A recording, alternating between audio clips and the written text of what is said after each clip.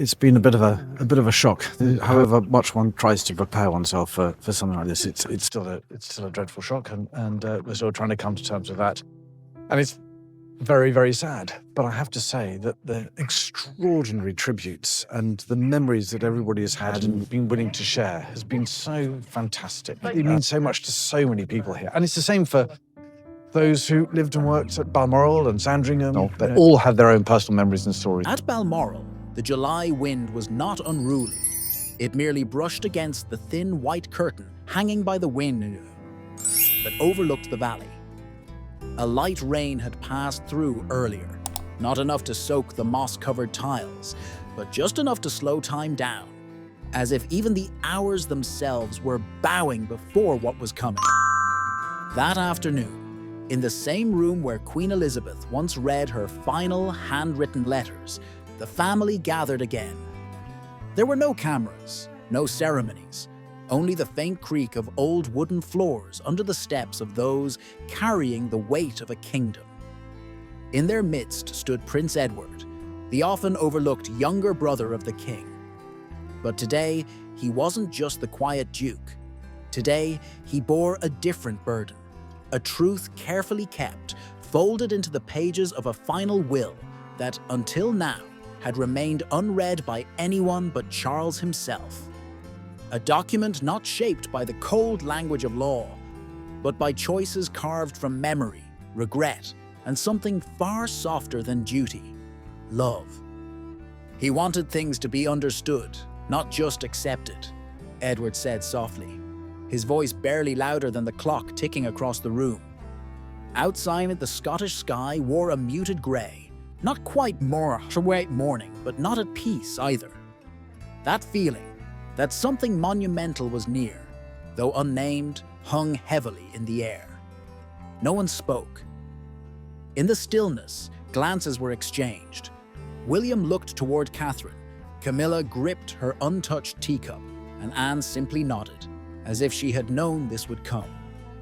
They sat not as public figures, but as sons, daughters, wives, quietly listening to the final words of a father, a brother, still living, yet already preparing his farewell. The will wasn't read aloud in any formal fashion.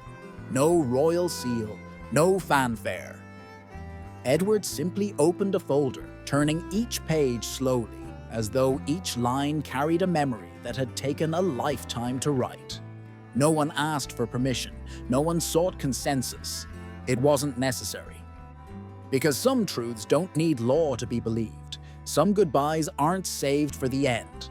And some kings, like Charles, choose to prepare for departure not with marble statues or grand farewells, but by leaving behind a map, drawn gently for those who remain, so they won't be lost when he's gone. It all began here, not with a death, but with a message. There are moments in royal history that arrive not with trumpets, but with the hush of drawn curtains and steady breaths. The gathering at Balmoral, where Edward began to unfold the late king's final wishes, was one such moment, not of beginning, but of beautiful, deliberate closure. This was no state proclamation. There were no proclamatory readings from balcony pulpits, no courtiers taking notes in the margins. The room held no thrones, only chairs worn by time and conversations. The heir was present, as was his wife. But this was not about ascension, not yet. This was a father's parting choreography, rehearsed in silence long before it was performed. Charles had always been a man of private symbolism, a monarch who preferred the language of trees to that of politics. His will echoed that rhythm.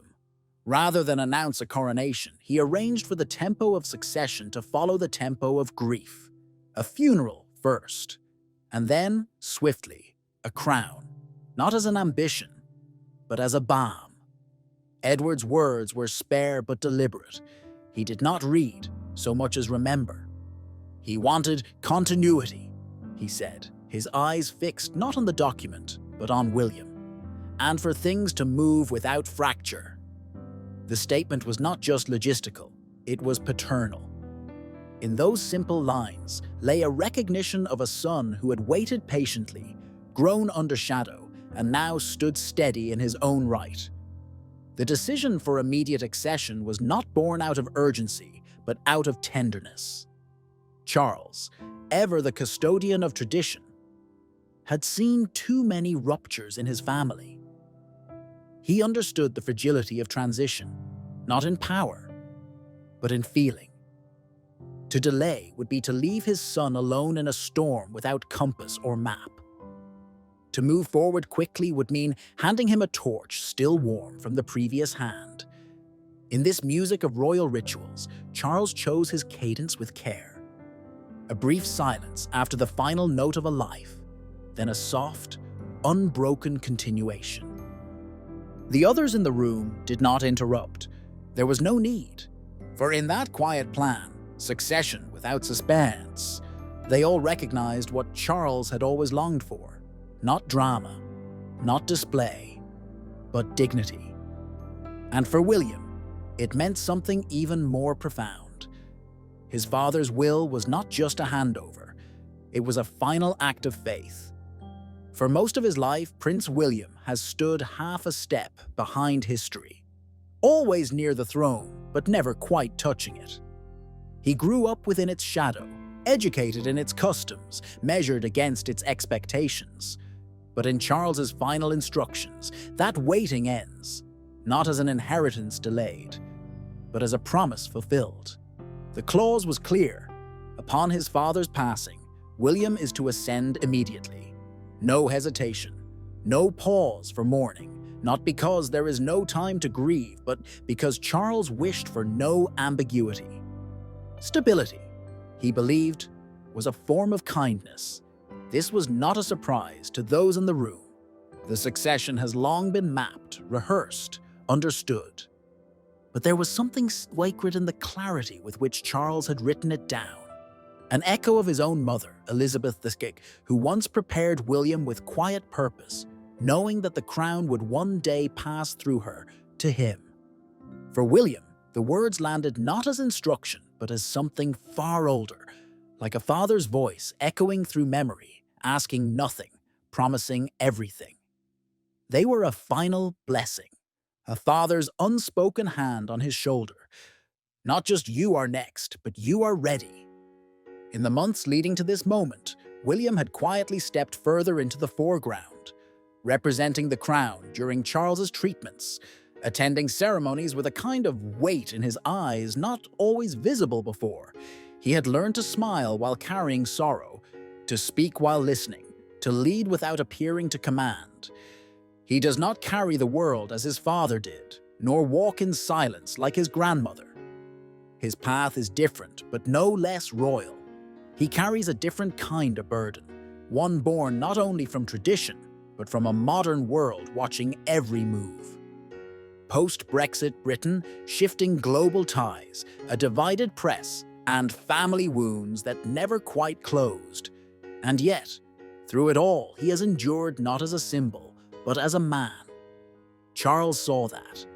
And so in one stroke of his pen, he removed the waiting. He ensured that the crown would not sit still, even for a day. That when his reign ended, William's would begin, not to erase the grief, but to give it direction. It was a father's last safeguard, a gentle handover, a legacy wrapped not in pomp, but in trust.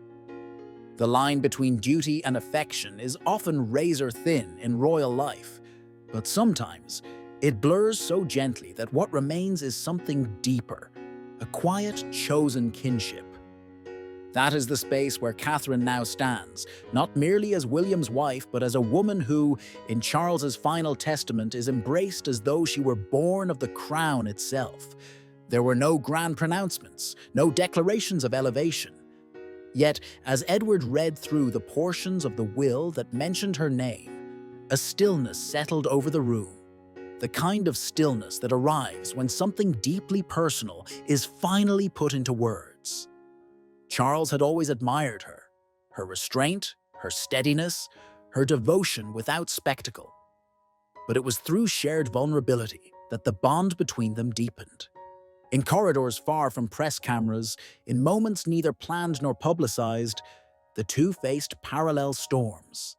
Her illness, his own, a mirrored frailty that needed no explanation. Grief shared becomes trust, and from that trust, something unspoken was born. In his will, Charles bequeathed to her not only lands or heirlooms, but roles, authority. A voice at the table. The Duchy of Lancaster would provide financial independence, yes, but also the means to lead. Influence over charitable foundations. Quiet advisory positions within royal strategy. These weren't tokens, they were acknowledgements. She was, in his eyes, the axis on which the future could turn. Catherine didn't weep as Edward read, but there was a moment, just a flicker, where her fingers gripped the arm of the chair more tightly. Not in disbelief, in recognition.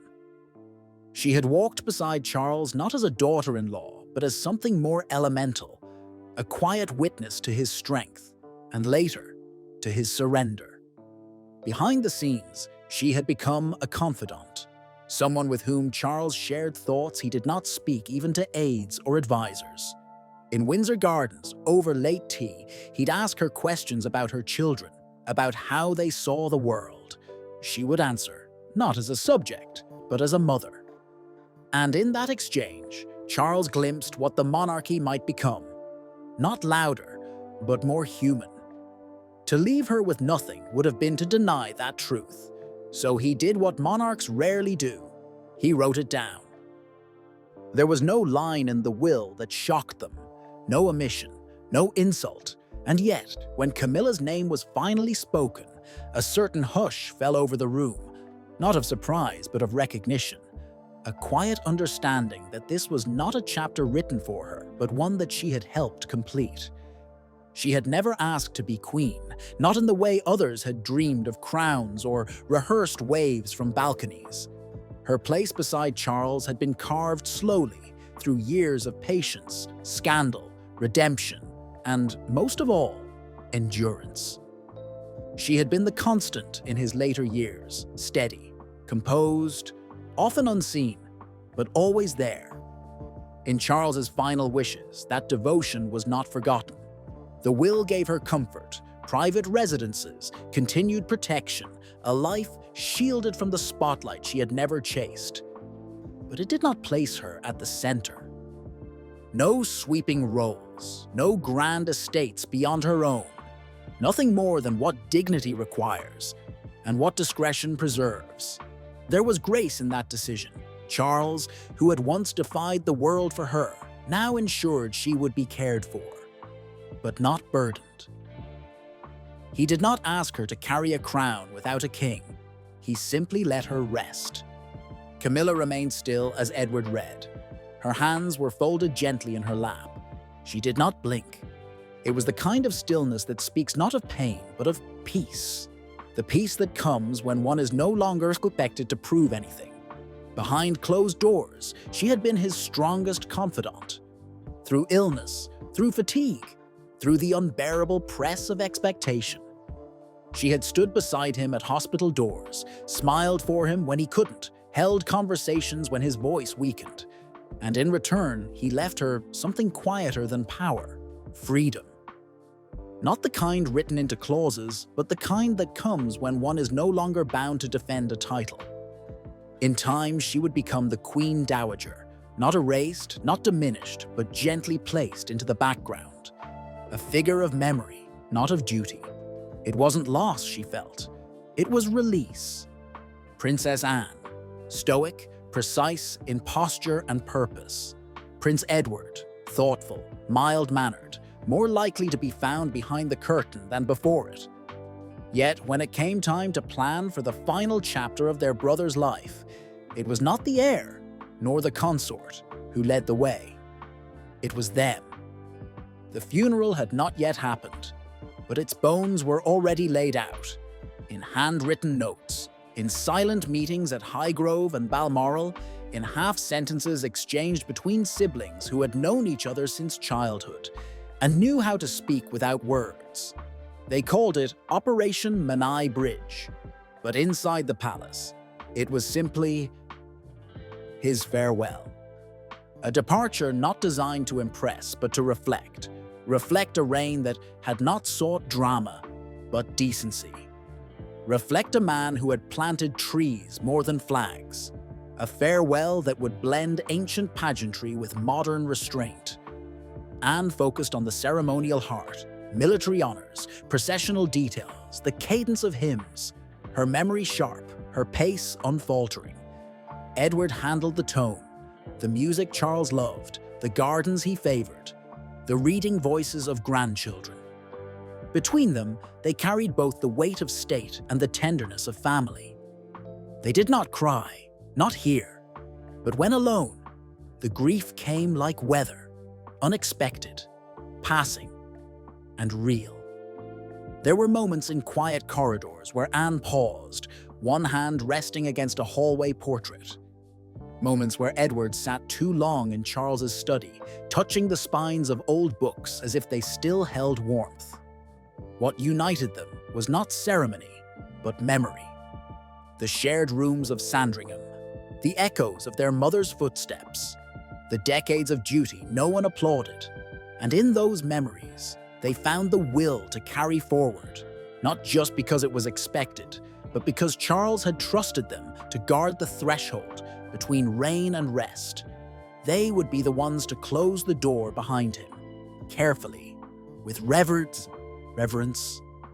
The plans had been whispered long before they were needed, not because anyone wished to hasten the end, but because Charles, ever mindful of time and legacy, wanted the farewell to speak gently of who he was. It would begin at Westminster Abbey, where kings and queens have been mourned for centuries. But this would not be mimicry. Where others had chosen marble and marching, Charles had chosen wood and wildflowers. The coffin, designed months earlier, would be biodegradable, crafted from sustainable oak, lined in wool from British farms. No plastic, no lacquer, just earth returning to earth, as he had once described in a letter to a close friend. The processional route would follow tradition, winding through London to Windsor, but woven into it would be his own touch. Trees planted along the way, school children releasing birds. Military bands would play, yes, but between the hymns, the sound of a lone cello, his favorite instrument, would rise and fall like breath. Inside the abbey, there would be readings by grandchildren, not dignitaries. The music would shift from Bach to British folk tunes. One piece, a Highland lullaby once sung to him as a child, would be performed in Gaelic, honouring his lifelong affection for Scotland. Anne had insisted on full honours, his naval service, his regiments, the salutes he had earned. Edward focused on subtler details, handwritten programmes made of recycled paper, memorial trees sent to each of the charities Charles had patronised. No velvet ropes, just intention. The guests would come, heads of state, poets, old friends from childhood schools. But the list was not meant to dazzle. It was meant to remember. Camilla would sit in the second pew, not by protocol, but by choice. William and Catherine would walk just behind the casket, not leading, not following, but alongside. And when it was time, the abbey bells would toll, slowly, once for each year of his reign. Then silence. A private vigil would follow at Buckingham Palace. Only family, no press, no photographers, just candles and the sound of footsteps on marble. A night not for mourning, but for memory. And the next morning, he would be taken to Windsor. To rest not alone, but beside her, his mother, his queen. In the public eye, kings leave kingdoms. But behind palace doors, they also leave smaller things, paintings, letters, garden tools, books with names scribbled in margins. They leave pieces of themselves scattered through memory, and when the time comes, someone must gather those pieces with care. Charles had no intention of dividing wealth as if it were a ledger. His will did not measure loyalty by number, nor service by ceremony. Instead, what he left to his siblings was drawn from something far older than obligation, familiarity.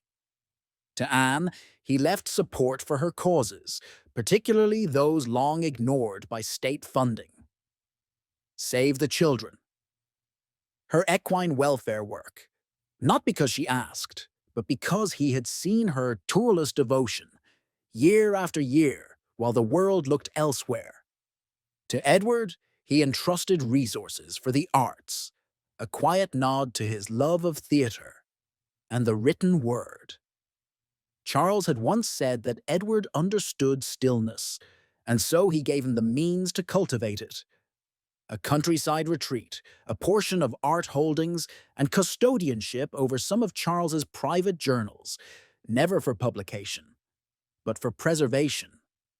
Andrew's share was more complex, not erased, not magnified, just enough to honor the past, but not distort the present. Dignity, not prominence. A modest estate, a trust with oversight and quiet distance. There were no favorites, only reflections. Charles had seen each of them at their best and at their breaking. What he offered was not equality, but equilibrium. And perhaps most significantly, he ensured that none would be bound by need. There would be no silent resentment, no hushed embarrassment in drawing from royal coffers. Each would be given what was needed to live, to continue their work, and to remember that they were, first and foremost, family. It was not a division of riches. It was a parting of burdens. One by one, the names were read, and with each bequest, Edward's voice grew softer, not because of emotion, but because of reverence. As if the will itself had been written not to close a life, but to open space for those left behind. In a world of instant headlines and breaking alerts, it was the silences that mattered most. The moment Charles's health reached a point of concern, not despair, just concern, the palace shifted into a mode it rarely speaks of. Operation Menai Bridge, more than a plan, was a ritual. Not of spectacle, but of sequence, of time-honored steps designed not to dramatize an ending, but to dignify it. It began with whispers. A physician's hand paused too long on a pulse. A call made to Anne, then to Edward. Not panicked, but firm. Certain names were notified through encrypted lines, not aides, not journalists, sons, daughters, those whose grief must begin in private. The world would not know immediately. That was Charles's wish. He believed in one sacred hour between the last breath and the first bell. A window where the realm paused, not in mourning, but in stillness. A chance for the family to gather, not for statement, but for presence. When the hour passed, the old traditions would stir. A black-bordered notice on the palace gates, a solemn toll from Westminster, flags descending in practiced unison. These would come not to shock the nation, but to steady it. Charles had lived long enough to see what chaos looked like. He did not want it at his exit. The first word spoken to the public would not be his name, but his genes. "The king is dead. Long live the king." A phrase older than memory, but this time carrying the weight of a father's final wish. William's accession would not wait for ceremony. There would be no limbo, no twilight throne. As soon as the kingdom was told of Charles's passing, it would be told of its new sovereign. The plan allowed no delay, not because of urgency, but because of trust. Charles trusted that the nation needed continuity, and he trusted William to provide it. Behind the veil, media rehearsals had already been held, anchor scripts drafted, church bells timed, royal photographers briefed not on how to capture grief, but how to respect it. Even the music that would play on the national broadcaster had been selected in advance. Strings, never brass. When it finally happened, it would feel inevitable. Not shocking, not abrupt, just the final breath of a chapter already being turned. It was not the jewels that startled her, not the properties, the titles, or even the trust. What caught Catherine, In that quiet drawing room where Edward finished reading was a phrase not written in legal language, but remembered in tone. Like blood, Charles had once said of her, not to the press, not to advisors, but in a handwritten note left among personal papers, folded neatly behind a photograph of her holding his first grandchild. That note was not part of the will, but its meaning soaked through everything he had given her. She was not his daughter. And yet, in the ways that mattered, in patience, in presence, in unspoken understanding, she had become one. The inheritance was generous, yes, a portion of duchy funds to ensure independence, private access to 2 country homes, a guiding role in royal charitable governance. But none of it was ostentatious. These weren't tokens of favor, they were instruments of purpose. Because Catherine, more than anyone, had stood beside 2 kings, not as consort alone, but as a witness to Charles's illness, to William's evolution, to the weight of the crown passing between hands. She had been in the waiting rooms, in the private family calls, in the silences where resilience was shaped. Charles saw it. He had once called her the firm thread between generations. And so he wrote her into the future, not just with resources, but with position. Influence not declared, but trusted. Some inside the family found it surprising. Others inevitable, but no one disputed it. Because by then, Catherine had become something rarer than a royal. She had become trusted. There is a kind of legacy that doesn't begin with coronations. It begins in small acts, staying through the hard months, speaking when no one else dared, listening longer than protocol required. And when Edward closed the folder, when the room fell into its final hush, Catherine did not speak. She simply nodded, as if accepting not a gift, but a responsibility. She rose, not with the gait of a woman who had received, but of one now quietly expected to carry.